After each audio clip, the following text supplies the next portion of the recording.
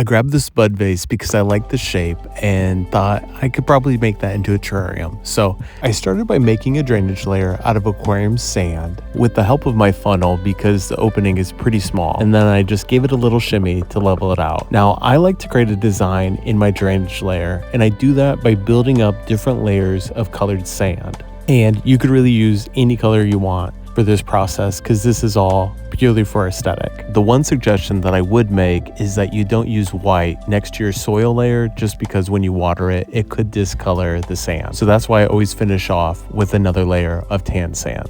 Then I can add in my terrarium soil with the help of a paper funnel because of the small opening.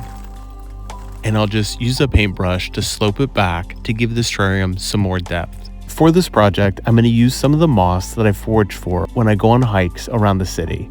And I live in Portland, so there's a lot of moss in the Pacific Northwest. But if you don't have any access to any in your area, I'll go ahead and link some in the description.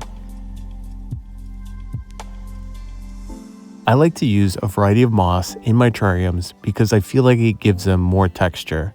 So you'll notice that even though this is a pretty small vessel, there's quite a few varieties of moss in here. And for me, it just adds to the overall vibes.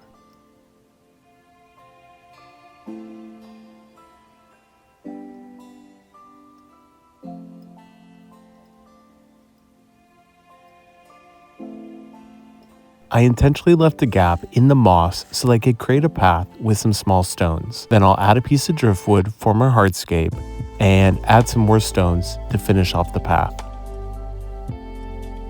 I've always loved using Fittonias in my terrariums because it's just a great terrarium plant. But this Fittionia lovers is a smaller variety, and so it's perfect for these tinier builds.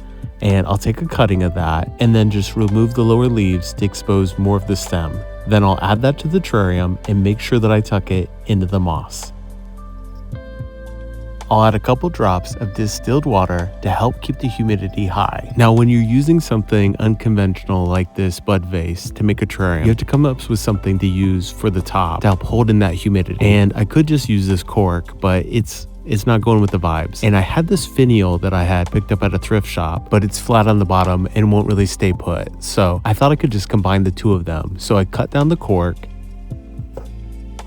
and then I just hot glued it to the finial.